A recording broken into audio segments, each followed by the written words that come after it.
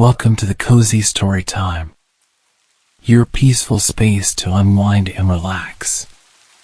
Before we start, make sure to subscribe and like the video for more cozy stories every night. The battle is over, but the journey is far from finished.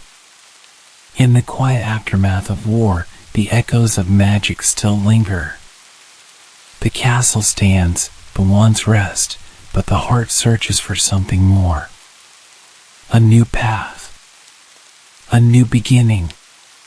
Tonight, let me take you on a journey, a story of endings that are not truly endings, of a wizard finding their way in a world forever changed. Let the weight of the past fade, let your mind drift like a feather in the wind, and listen as we begin again. The great hall was unrecognizable. What was once a grand chamber filled with floating candles, lively chatter, and feasts fit for royalty now lay in ruins. The long tables were overturned, plates shattered into countless shards. The banners that once proudly bore the colors of Hogwarts' 4 houses were torn, hanging limply like forgotten relics of a past that would never return. I stood in the center, my wand still tightly gripped in my trembling hand, though there was no longer a reason to hold it. The battle was over. The echoes of spells and screams had faded into an eerie silence, replaced only by the occasional crackling of embers from the shattered chandeliers above. I exhaled slowly, trying to steady my breathing. My robes were torn, stained with sweat, dust, and streaks of dried blood, not all of it mine. My fingers felt numb, the magic within me still pulsing from the sheer force of the spells I had cast that night. It felt surreal. After years of training, of preparing for this inevitable war, it had finally come to an end. Yet, instead of feeling victorious, I felt hollow. Bodies were being gathered now, friends and foes alike. Professors and students moved silently, their faces streaked with soot and sorrow. Some wept openly, others merely stared into nothingness, their minds trapped in the horrors they had just endured. I turned my gaze to the far end of the hall, where a line of bodies had been laid to rest, covered by cloaks to offer them some dignity in death. My stomach twisted as I recognized some of the figures beneath those coverings. Friends. Mentors. People who had laughed with me, shared meals with me, dreamed of a future that they would never see. I clenched my jaw and forced my legs to move, stepping cautiously over debris as I made my way outside. The castle grounds were just as devastated as the great hall. The stone walls bore deep scars from powerful spells, and entire sections of Hogwarts had crumbled under the weight of destruction. The air was thick with the scent of burnt wood and metal, a reminder of the fiery battle that had raged just hours before. My eyes drifted upward, to the sky that had once been filled with curses and streaks of light from dueling wands. Now, it was eerily clear, as if the universe itself had paused to mourn. I reached the edge of the black lake, where the water rippled gently against the shore. It was quiet here, removed from the remnants of war inside the castle. I let out a heavy breath and collapsed onto the grass, my body finally giving into exhaustion. For the first time since the battle began, I allowed myself to feel the weight of everything that had happened. I had spent years preparing for this fight. Every spell I had learned, every duel I had trained for, every sleepless night spent studying dark magic so I could learn how to counter it, it had all led to this moment. And yet, now that it was over, I didn't know what came next. For so long, my purpose had been clear: fight, survive, protect those who couldn't protect themselves. But now, I was just me. A student who had outlived the war. a wizard who had no idea what to do next. The wind carried the distant sound of hushed voices, people grieving and comforting each other. I should go back. I should help. But my body refused to move. I let my gaze wander across the lake, watching as the reflection of the castle flickered against the water's surface. Even in ruin, Hogwarts was beautiful. It had been my home for so many years, the place where I had grown, learned, and found people who had become my family. But could it still be home after everything that had happened? After all the blood that had been spilled within its walls? A soft rustling behind me made me tense, my fingers instinctively tightening around my wand. But when I turned, I saw only a familiar face, a friend, one of the few who had survived. They didn't say anything, just sat beside me, their presence a quiet comfort. For a while, we simply stared at the lake, the silence between us speaking louder than any words ever could. "Are you okay?" they finally asked, but we both knew the answer. I shook my head, but there was no bitterness in the gesture, just tired acceptance. "I don't know." They nodded as if they understood. Maybe they did. We had all lost something tonight, our innocence, our sense of safety, people we loved. "The war is over," they murmured, but the words felt empty. Because war wasn't just about battles and victories. It was about what came after. About learning how to live again when everything felt different. I sighed and rested my elbows on my knees, staring down at my hands. This was supposed to be the end, I admitted, my voice barely above a whisper. But it doesn't feel like it. They were silent for a moment before answering. Maybe that's because it's not the end. I frowned slightly, but they continued before I could question them. Maybe it's just the beginning of something else. We survived. We get to figure out what comes next. Their words settled in my chest, heavy yet strangely comforting. Maybe they were right. Maybe this wasn't an ending, but a transition. I had spent so long defining myself by this war, by the fight. But now, I had the chance to be something else.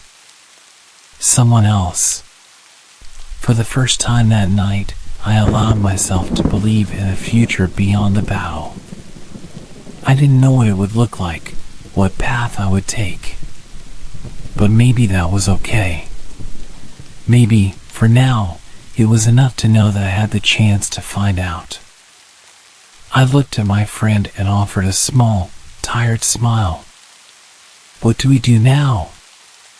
They smiled back, just as weary but filled with a quiet determination. "We start over." I exhaled, letting the tension slowly ease from my shoulders. The battle was over. The war had ended. But my story?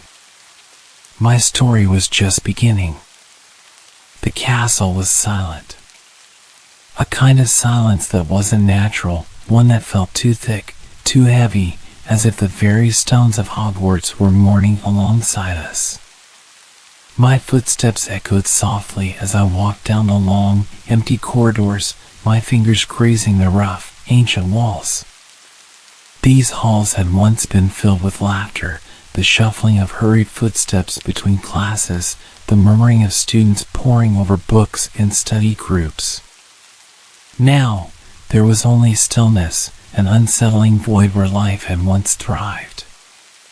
The battle had left its mark on everything.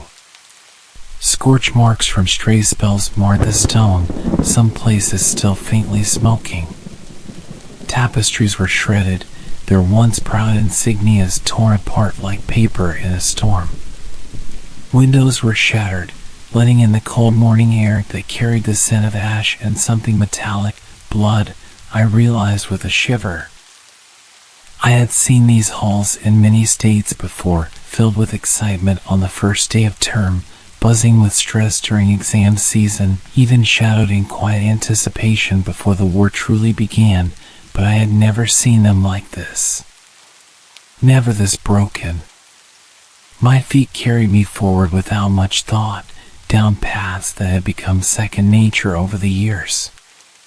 Past the staircase that led to the astronomy tower, where I had spent countless nights watching the stars, dreaming about a future that now seemed so distant. Past the entrance to the dungeons, where whispers of potions and secrets had once drifted through the air. Past the paintings that usually moved and chatted amongst themselves, but now remained eerily still, their subjects watching solemnly as I passed. Even the castle's ghosts, who once floated freely with their usual dramatic flair, seemed subdued, their spectral forms dimmer than usual. I reached the grand staircase and paused, looking up at the towering levels of shifting stairways that had always felt so alive, as if the very heart of the castle pulsed through them. But now, several of the staircases were missing sections, leaving gaping voids that led into darkness. I swallowed hard. Hogwarts had always felt invincible, like a living entity that would stand strong no matter what. Seeing it like this, scarred, wounded, felt wrong, like watching an elder collapse from exhaustion after years of carrying the burdens of others. I made my way up, avoiding the sections that looked too unstable, though the risk hardly seemed to matter anymore. If I fell, I wasn't sure I would even care. My body ached, but the pain was distant, muted beneath the weight of my thoughts. I wasn't even sure where I was going until I found myself in front of the massive wooden doors of the library. Something in my chest tightened. The library had always been a place of comfort, a sanctuary where knowledge could be found no matter how chaotic the world outside became. Slowly, I pushed open the doors. The sight inside nearly brought me to my knees. Bookshelves that had once stretched so high they seemed to touch the heavens were now toppled over, their contents spilled across the floor like fallen soldiers. Pages were torn, some fluttering as a breeze slipped in through a broken window. The scent of parchment and ink, usually so soothing, was tainted with smoke and dust. I stepped forward, kneeling beside a particularly thick tome that had been crushed beneath a collapsed shelf. Carefully, I lifted it, brushing away the debris, but the damage had already been done. Its spine was broken, pages barely holding together. It felt too much like a metaphor for all of us. Wounded, fractured, barely keeping ourselves intact. A sound broke the silence, a soft rustling, followed by a faint sniffle. I stiffened, my grip tightening around my wand instinctively before I forced myself to relax. There were no more enemies here. Slowly, I turned towards the sound. In the farthest corner of the library, curled up between two overturned bookshelves, was a familiar figure. A student, younger than me, shoulders shaking as they hugged their knees to their chest. Their robes were torn, and I could see dried blood on their hands, but they were alive. That alone was something. I hesitated before approaching, stepping carefully over the scattered books. They didn't look up until I crouched beside them. Their eyes, wide and red-rimmed, held the same haunted expression I had seen reflected in my own face hours ago. They started to speak, but their voice broke. They swallowed hard and tried again. I didn't know where else to go. I nodded in understanding. I wasn't sure where I belonged either. For a moment, we just sat there, surrounded by the remnants of knowledge that had survived the battle. There were no words to be said, no reassurances that would make any of this better. So, instead, I picked up a nearby book and carefully flipped through its pages, as if by some miracle the words inside would offer some form of comfort. The student watched me, their breathing still uneven but slowing. They hesitated before continuing. Do you think it will ever feel normal again? I wanted to tell them yes. I wanted to say that Hogwarts would be rebuilt, that we would heal, that time would make things easier. But I wasn't sure I believed that myself. I don't know, I admitted quietly. But I think we have to try. They nodded, as if that was enough. Maybe, for now, it was. After a while, they shifted, moving from their curled-up position to sit beside me properly. We didn't speak, but we didn't need to. The silence between us was no longer hollow, it was shared, filled with mutual grief and understanding. After some time, I placed the book down carefully, as if treating it with care could somehow make up for all the destruction. Then, slowly, I pushed myself up and offered a hand. The student hesitated before taking it, their grip weak but firm. We walked out of the library together, leaving behind the wreckage but carrying the weight of it with us. As we stepped back into the corridor, I realized that I was no longer alone. There were others here, survivors, wandering through the ruins, searching for something to hold on to. Some were tending to the wounded, others simply stood in silence, taking in what remained of the place we had called home. Hogwarts was broken, but it was still here. And so were we. As I moved forward, step by step, I realized that I wasn't just walking through the castle. I was walking through the remnants of my past, through memories that would never quite fade. But maybe that was okay. Maybe, even in its broken state, Hogwarts could still be home. Maybe we could rebuild. And maybe, just maybe, this was the first step toward healing. The climb to Gryffindor Tower felt heavier than it ever had before. My legs were sore, my arms stiff from exhaustion, but it wasn't just my body that ached. It was something deeper, something that settled into my bones like a weight I couldn't shake. The castle was still standing, but it felt like a hollow shell of what it had once been. Hogwarts had always been alive, whispering through its moving staircases, laughing through the chatter of its students, comforting through the warmth of its common rooms. But now, it was silent. The fat lady's portrait was still in place, though she looked worse for wear. Her frame was cracked, her dress torn, and her usually haughty expression was replaced by something softer, something sad. She looked at me with weary eyes as I approached. "Password?" she asked, her voice hoarse. For a moment, I froze. The password. We had changed it not long before the battle, but my mind was still foggy, too tangled in memories and exhaustion to recall it. But then, as if sensing my hesitation, the fat lady gave me a small nod. "Go on," she said gently. "No password needed today."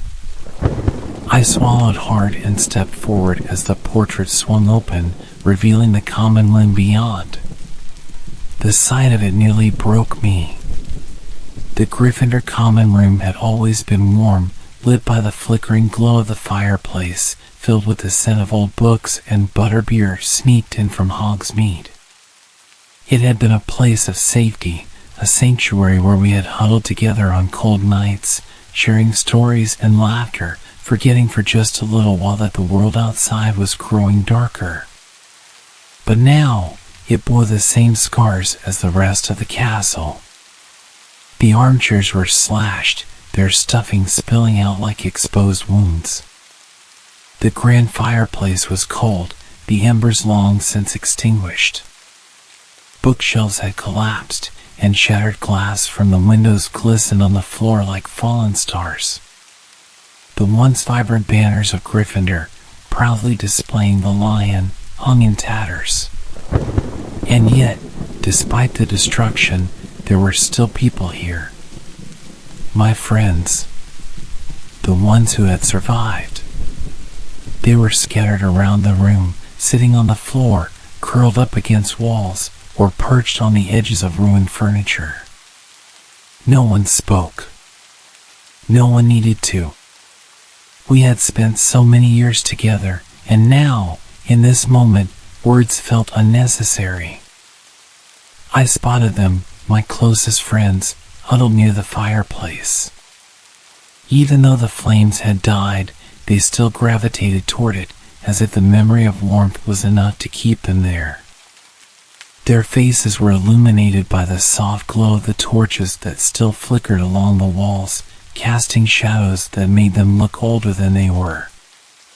One of them looked up as I approached, offering a small, tired smile. "You made it." I nodded, lowering myself onto the floor beside them. "Barely." Someone let out a quiet chuckle, though it lacked any real amusement. It was just something to fill the silence, to remind us that we were still here. Still breathing. For a long while, we just sat there. No one rushed to pack their things. No one spoke of what came next. This was the last time we would be here, and we all knew it. There was no need to hurry. Finally, one of my friends broke the silence. "Do you think it'll ever feel the same?" I stared into the empty fireplace. "No," I admitted. "I don't think it will." A heavy sigh passed through the group. No one argued. Because how could it? The castle could be rebuilt. The walls could be repaired, the furniture replaced, the damage undone. But the people we had lost? The memories that had been burned into these walls? That would never be the same. Another voice, quieter this time. "Then what do we do?" I exhaled slowly, running my fingers over the cracks in the wooden floor beneath me. "We keep going," I said at last. "Even if it feels different. Even if it hurts. We keep going." The words felt too simple for something so complicated, but they were all I had to offer. Someone shifted beside me, and I felt a familiar warmth as one of my friends leaned their head against my shoulder. It was a silent gesture, a quiet reminder that none of us were truly alone. Eventually, one by one, we started to move. There was no rush, no urgency. We moved slowly, carefully, as if breaking the moment too suddenly would shatter something fragile. Some gathered their belongings, what little was left of them.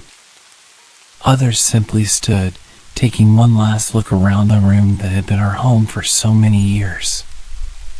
I walked toward the staircase leading up to the dormitories, hesitating at the bottom step. I wasn't sure if I was ready to go up there, to see what remained of the place where I had spent so many nights dreaming of a future I wasn't sure I believed in anymore. But I forced myself to climb. The dormitory door creaked as I pushed it open, revealing a room that was both painfully familiar and irreversibly changed. My bed was still there, though the curtains had been torn away. My trunk had been forced open, its contents spilled onto the floor. I stepped inside carefully, bending down to pick up a book that had fallen from my nightstand. Its cover was scorched, the pages crinkled from water damage. I traced the spine with my fingers before placing it back on the nightstand, unsure why I even bothered. My friends followed me, and each of us drawn to our respective beds, our respective spaces. It was strange, knowing this was the last time we would be here. knowing that after today, this room would no longer belong to us. Someone let out a soft laugh. Remember that night we stayed up arguing about the best way to sneak into the kitchens? A small smile tugged at my lips. And we ended up getting caught before we even made it down the first staircase? Another voice joined in. Yeah, and then we had to spend the entire weekend cleaning cauldrons in detention. For a moment, just a brief one, it almost felt normal. As if we were just students again, lying in our beds, whispering stories into the darkness, completely unaware of what was coming. But then the laughter faded, and reality settled back in. Slowly, we gathered our things. What little remained. When I turned back for one last look, I saw not just the destruction, but the memories layered beneath it. The late night talks. The whispered secrets. The dreams we had spun beneath these very rafters. We were leaving now. And we weren't coming back. As we stepped out into the hallway, someone murmured, "This is really it, isn't it?" I nodded, gripping my wand a little tighter. Yeah, it is. We walked down the corridor together, moving toward the common room for the last time. The fire had long since died, but in the dim torchlight, I swore I could still see traces of who we had once been. And then, without another word, we stepped through the portrait hole, leaving behind the past, stepping into the unknown. The morning sun spilled through the shattered windows of Hogwarts, casting long golden rays over the ruined corridors. Dust floated in the air, catching the light like tiny embers, making the destruction look almost beautiful, almost. I stepped carefully over the broken stone, the debris crunching softly beneath my boots as I walked. The castle was quieter now, no longer filled with the sounds of frantic movement or spells clashing in the night. It was over. And yet, the weight on my chest had not lifted. The halls that had once been filled with students laughing, running, sneaking around after curfew, now held only whispers of those memories. The silence was almost suffocating. Every step forward felt like walking through a graveyard, a place where something sacred had been buried. I wasn't sure where I was going at first. My mind felt foggy, my body exhausted, but something kept pulling me forward. Past the great hall, where house tables had been pushed aside to make space for the wounded. Past the courtyard, where cracks in the stone revealed the aftermath of duels fought and lives lost. Then I saw it, the Black Lake. The water shimmered under the morning light, calm and undisturbed, as if it hadn't just witnessed one of the greatest battles in wizarding history. It was almost surreal, how nature continued on as if nothing had changed. The wind rustled gently through the trees, the grass swayed along the shore, and the lake reflected the sky as perfectly as it always had. I stepped closer, the cool air brushing against my face. The scent of damp earth and morning dew filled my lungs, grounding me in the present. It was only here, away from the ruined walls of the castle, that I felt like I could finally breathe. Near the edge of the lake, I spotted a figure sitting on a fallen log, staring out at the water. Their robes were tattered, their shoulders slumped in exhaustion, but I recognized them instantly. I hesitated for only a moment before making my way toward them. "You always did like this spot," I said softly as I approached. They turned slightly, offering a tired but familiar smile. "It's the only place that still feels untouched." I lowered myself onto the log beside them, letting the silence settle between us. For a while, neither of us spoke. We simply sat there, watching the water ripple as a gentle breeze passed over its surface. It doesn't feel real, they admitted after some time. Their voice was quiet, almost fragile, as if saying the words out loud would make them too heavy to carry. I knew what they meant. I keep expecting to wake up, I murmured, to find that it was all just another nightmare. They nodded, their gaze still fixed on the lake. But it's not. No, it wasn't. I let out a slow breath, rubbing a hand over my face. I don't know what comes next. For so long, we had been fighting, surviving, pushing forward with the singular goal of making it through the war. And now that it was over, what were we supposed to do? What was I supposed to do? They were silent for a moment before answering. We live. I turned to them, studying their face. There was exhaustion there, yes. Grief. But beneath it all, there was something else, determination. A quiet strength that had not been broken even after everything. Live, I repeated softly, tasting the word on my tongue. It felt strange. Unreal. Yeah, they said, giving a small, tired smile. We live. We find new reasons to wake up in the morning.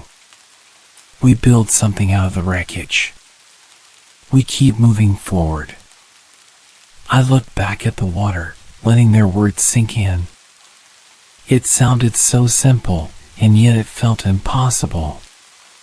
How? I asked, my voice barely above a whisper.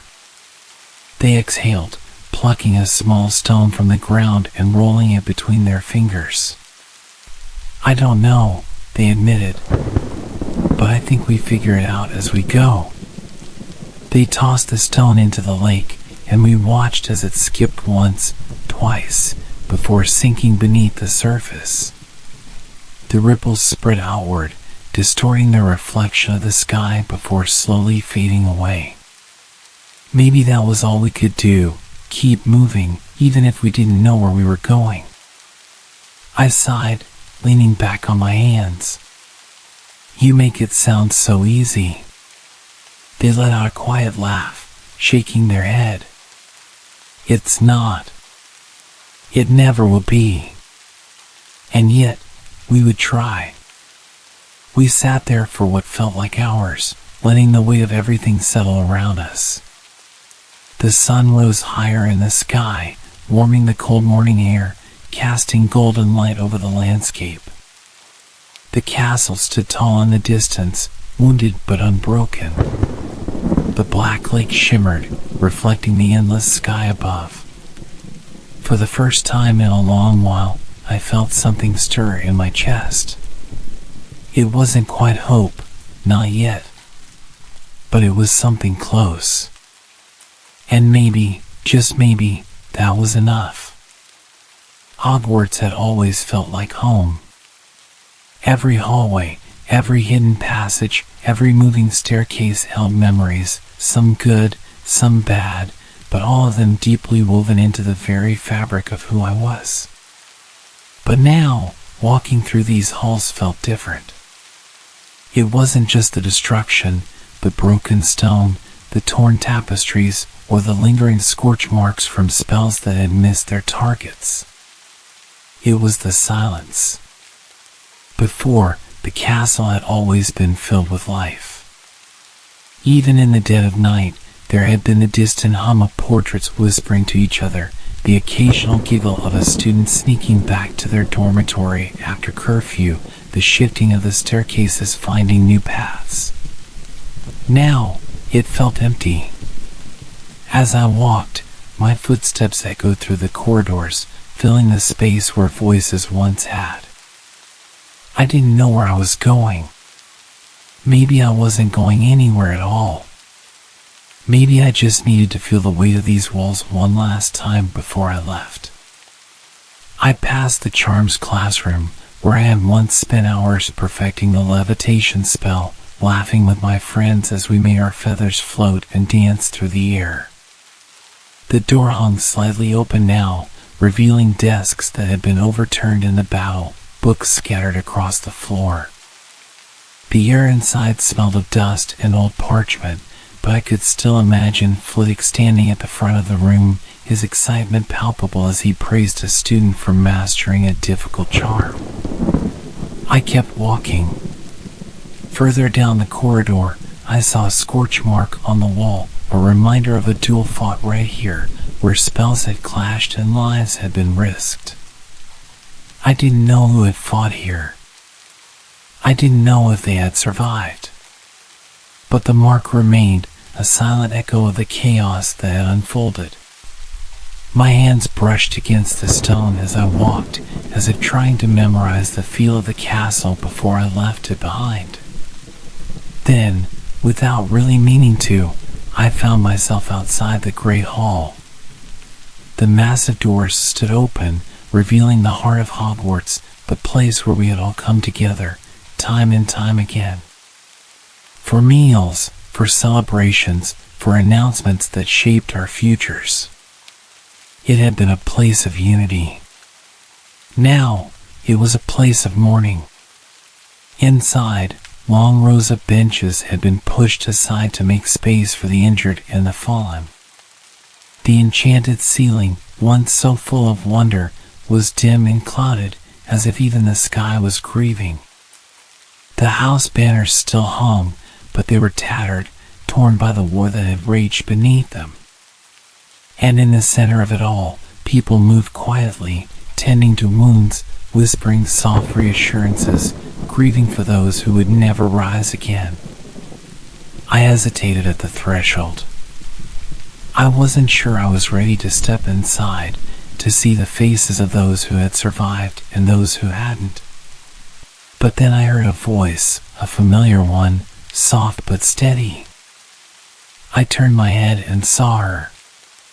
She was kneeling beside one of the fallen, her hand resting gently on their arm, whispering something too quiet for me to hear. Her hair, usually so neat, was tangled and loose, and her robes were stained with soot and blood. But her face was full of something I couldn't quite place. Not just sorrow, not just exhaustion. Something deeper. I took a slow step forward. She looked up at me, and for a long moment, we just stared at each other. Then, without a word, she stood. I swallowed, unsure of what to say. "You're still here," she murmured. "So are you," I replied. She glanced back at the fallen, her expression unreadable. I had to stay. There was still work to do. I nodded. "I know." For a moment, we both just stood there, letting the weight of everything settle between us. Then she exhaled slowly, turning fully toward me. "And you?" I hesitated. "I don't know," I admitted. I think I just needed to see it one last time." Her gaze softened. "Hogwarts?" I nodded. She was quiet for a moment before she said, "It's still here." I let out a breath. Yeah. I wasn't sure why, but hearing her say it made something in my chest unclench. Because she was right. Despite everything, despite the destruction, the loss, the pain, Hogwarts was still standing. Wounded, yes. Changed, forever. But not gone. Just like us. We stood in silence for a long time, neither of us rushing to fill the moment with empty words. Then, at last, she reached out, her fingers curling lightly around my wrist. A small, grounding gesture. "Come on," she murmured. "Let's go." And this time, I followed. The journey to Ollivanders felt different this time. I had walked these streets of Diagon Alley before, years ago, when I was just a child. Back then, everything had been so full of wonder. The towering shops, the flickering lanterns, the scent of parchment and fresh brewed potions lingering in the air. I had looked at it all with wide eyes, eager, excited, unaware of the weight of magic and the responsibility it carried. But now, as I walked past the familiar storefronts, I could see the scars left behind by the war. Some shops were still boarded up, their windows shattered from the fighting. Others had reopened, but there was a cautiousness in the air, a quiet tension lingering in the spaces between people. The war was over, but it had left its mark. And so had I. I tightened my grip around the broken pieces of my wand, feeling the jagged edges press into my palm. The wood was splintered, barely holding together, the core within exposed. It had served me well for years, but now it was beyond saving. I had known the moment it snapped in my hands during the battle that it was gone for good. And that was why I was here. I stopped in front of the familiar, slightly crooked shop with its peeling gold lettering, Ollivanders, makers of fine wands since 382 BC. For a moment, I hesitated. Getting a new one felt strange. It felt like closing a chapter of my life I wasn't quite ready to leave behind. The one I had lost had been more than just a tool, it had been a part of me. It had been with me through every challenge, every spell, every moment of triumph and failure. And now, I had to find another. With a quiet breath, I pushed open the door. The soft chime of the bell overhead echoed through the dusty shop. Inside, the scent of old wood and parchment filled the air, just as I remembered. Shelves lined the walls, stacked high with narrow boxes that seemed to stretch endlessly into the dimly lit space. It felt untouched by time, unchanged by war. I took another step inside, glancing around, when a voice broke the silence. "Oh, I was wondering when you would come." Ollivander appeared from the shadows, his silver hair slightly more unkempt than I remembered, his pale eyes sharp as ever. He studied me with an unreadable expression before glancing down at my hand. "May I?" he asked. I hesitated before slowly unwrapping my fingers from the broken wand. He took it gently, turning it over in his hands, tracing the fracture with an almost reverent touch. "A tragic end," he murmured, more to himself than to me. "But not unexpected. Wands, like their wielders, are not indestructible." I swallowed, watching as he examined the snapped wood, the exposed core. "Can it be repaired?" Ollivander looked up at me, his expression soft but firm. "I'm afraid not. Even when reforged, one never quite returns to what it was. And besides," he set the broken one aside with a quiet sigh, "I suspect your path has changed. And so, too, must your wand." I exhaled slowly, nodding. I had known the answer before I asked. Ollivander moved deeper into the shop, running his fingers along the countless boxes lining the shelves. "Let's see. I remember your first one well. A fine piece, flexible, eager, but with a streak of stubbornness. Much like its owner." He sent me a knowing glance before continuing his search. Minutes passed as he muttered to himself, pulling down boxes, setting them aside, discarding them with barely a glance. Then, finally, he stopped. "Oh." He pulled a long, narrow box from the shelf, brushing off a thin layer of dust before carefully opening it. Inside, a new wand rested against dark velvet. The wood was smooth, polished, with a rich, deep color. It was slightly longer than my last one, and as Ollivander lifted it, I saw the way the light gleamed along its edges. He turned toward me, offering it without a word. I hesitated only for a moment before reaching out. The moment my fingers curled around the hilt, warmth spread through my palm, gentle at first, then stronger, like fire blooming beneath my skin. A soft hum filled my ears, something just at the edge of hearing, like magic recognizing magic. Ollivander watched me closely, his sharp gaze unwavering. "Interesting," he murmured. I swallowed, glancing down at the wand in my hand. "What is it made of?" Ollivander's lips twitched, as if he had been waiting for the question. "Ebony wood," he said. "A rare choice, but well suited for a witch or wizard who is unyielding in their beliefs.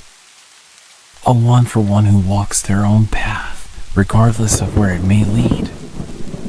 I exhaled, running my thumb along the smooth surface. The wood was dark, almost black, with a faint silver sheen in the light. "And the core?" Ollivander's expression shifted slightly, something unreadable flickering in his gaze. "A core as rare as its wielder," he said quietly. "Thunderbird tail feather." I blinked. "Thunderbird?"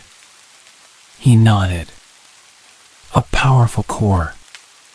Strong, unpredictable, fiercely independent.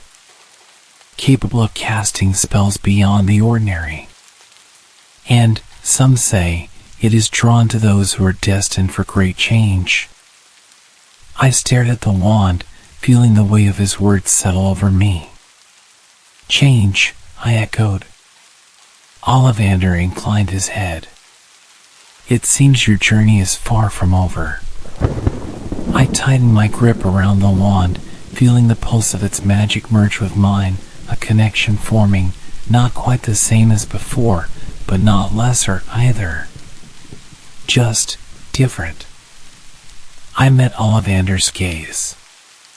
"It doesn't feel like my old wand." "No," he said simply. "It never will." For a long moment, I just stood there, the weight of everything pressing against me. The past, the future, the unknown road ahead. But then, I lifted the wand, feeling the way it moved with me, the way the magic stirred beneath my fingertips. It was different, yes. But maybe different wasn't so bad. Maybe it was exactly what I needed. Ollivander gave me a small, knowing smile. "It seems the one has chosen once again." I let out a slow breath, nodding. "Yeah, I think it has." And for the first time in a long while, something settled within me. Not certainty, not peace, but a beginning. The streets of Diagon Alley felt different beneath my feet as I stepped out of Ollivander's. The weight of my new wand rested in my palm, still unfamiliar but not unwelcome. It was lighter than my old one, though not in a way that made it feel lesser. If anything, it was as if the magic within it was waiting, patient and steady, for me to catch up. I let out a slow breath, looking around. The sky above was clear, a crisp blue stretching endlessly overhead, and yet the world below still carried remnants of the storm that had passed. Some buildings were still damaged, their windows covered with hastily nailed wooden planks. A few shopkeepers stood outside their stores, sweeping away debris, repairing signs, trying to reclaim the life they had before. It was the same with the people. Even in the flow of wizards and witches moving about, there was a quietness in the way they spoke to one another, in the way they moved through the streets. They smiled, but not as easily as before. They laughed, but the echoes of something heavier still lingered behind their eyes. The war was over, but that didn't mean everything had returned to normal. I adjusted my grip on my wand and exhaled, steadying myself. There was one more stop I had to make before I left. The leaky cauldron was quieter than I expected.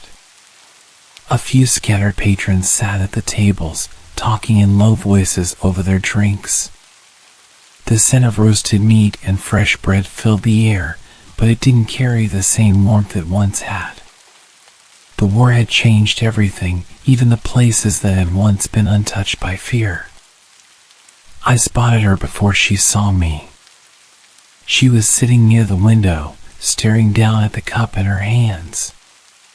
Her robes were still worn, still stained from the days before, as if she hadn't yet figured out how to let go of the past that clung to her. I knew the feeling. I approached slowly, unsure if she wanted to be alone. But then, as if sensing my presence, she lifted her head and met my gaze. For a moment, we just looked at each other. Then, she offered a small, tired smile. "You're late," she murmured. I let out a quiet chuckle, sliding into the seat across from her. Had to make a stop first. She glanced down at my hand, at the wand resting against my palm. Her eyes softened. "A new one?" I nodded. "Ollivander says it's different."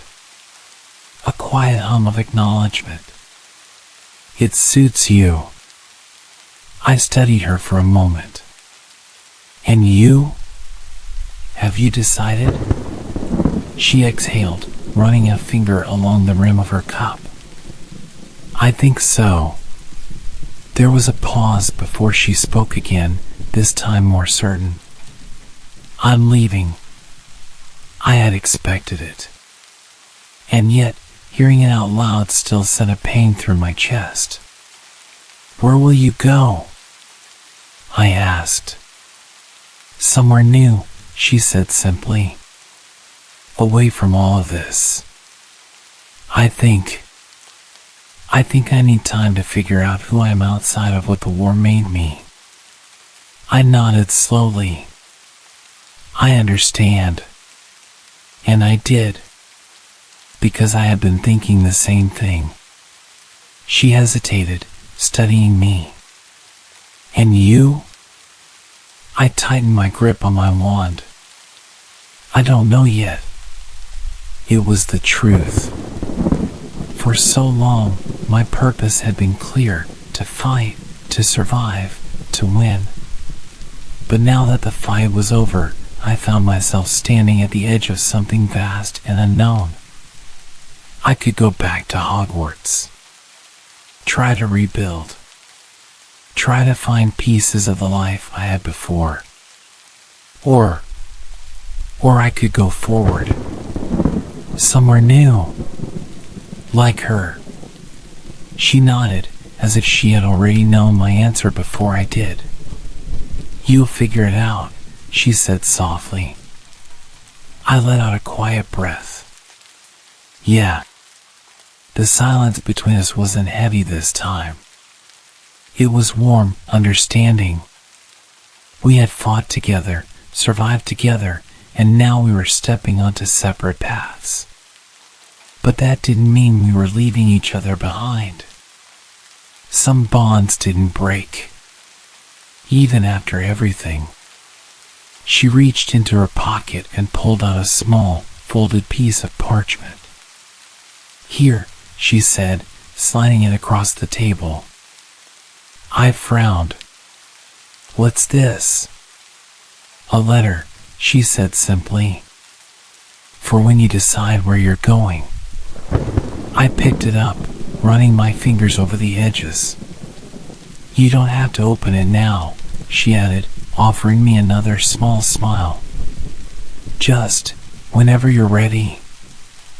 I met her gaze, something tightening in my chest. Then, slowly, I tucked the letter into my robes. "Thank you," I murmured.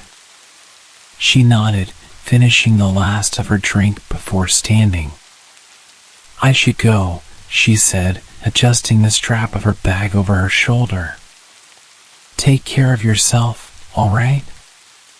"You too," I said. She gave me one last look, one last soft smile, then turned and walked away. I watched her go until she disappeared through the door. Then, I let out a breath, fingers brushing over the letter hidden in my pocket. The path ahead was still unclear. But for the first time, I wasn't afraid to take the first step. I left the leaky cauldron with no set destination in mind, only the steady weight of my new one in my hand and the unread letter tucked safely in my pocket. The cobblestone streets of Diagon Alley stretched before me, bustling with quiet activity as shopkeepers restored what was lost and customers tentatively returned to their old routines. The air smelled of parchment, ink, and a hint of something sweet drifting from Florian Fortescue's, though the shop itself was still half closed. A little girl tugged at her mother's sleeve, pointing excitedly at a display of colorful quills in a shop window. Nearby, two wizards spoke in hushed voices, their gazes flickering toward the distant ruins of what had once been the branch of Gringotts that fell during the war. Life was moving forward. But where was I going? For the first time in years, I had no mission, no battle to fight, no defined purpose driving me forward. The war had shaped me into a fighter, but now that the fighting was done, who was I supposed to be? I pulled the letter from my pocket, running my fingers along its edges. I hesitated only a moment before breaking the seal and unfolding the parchment. The handwriting was neat, deliberate. "I know you're still trying to decide what comes next. And I know how hard it is to let go of what we've lost. But the war didn't take everything from us. You still have your magic. You still have your will. You still have a future, whether you know what it looks like yet or not. Whatever you choose, choose it for yourself. Not for the past. Not for anyone else. Just you. And if you ever want to find me, you know where to look." I exhaled, folding the letter again and slipping it back into my pocket. She was right. For years, I had lived for the fight, for survival, for the people around me. But now, for the first time, I had the chance to live for myself. I had never really thought about what I wanted beyond the war. But now, I could. I left Diagon Alley behind, walking past the entrance to the Flynn Network, past the apparition points, past the familiar places where I might have once chosen to return. And yet, I didn't feel like going back. Not to the past. Not to the places I had known so well that they had become a part of me. I wanted something new. I turned a corner, reaching the very edge of the magical district, where the cobblestones met the wider streets of London. A few muggles walked by, unaware of the hidden world just steps away from them. I watched them for a moment, watching the way they moved, how ordinary and unburdened they seemed. A thought struck me then, something I had never really considered before. The world was so much bigger than I had ever allowed myself to see. For so long, my world had been Hogwarts, the Ministry, the war. My battles had been fought in corridors of stone, in forests thick with shadows, in places where magic was as natural as breathing. But magic existed beyond those places. Beyond Britain. Beyond the familiar. And if I wanted to find my own path, maybe it was time to step beyond the walls of what I had always known. A faint breeze swept through the streets, carrying the distant hum of conversation, the scent of something warm baking in the air. I made my decision. I gripped my wand tightly and took a slow, steady breath. Then, with a final glance back toward the world I was leaving behind, I stepped forward towards something new. Toward whatever came next. Toward my beginning. And so, the journey continues. An ending that is not truly an ending, but the beginning of something new. Step by step, the path unfolds, leading us to places we never imagined. We may not always know where the wind will take us, but as long as we keep moving forward, we will always find our way. Now, let this story settle in your heart. Let a sense of peace wash over your mind. Close your eyes, take a deep breath, and allow yourself to drift into the quiet embrace of the night. Rest well, and until we meet again in the next story.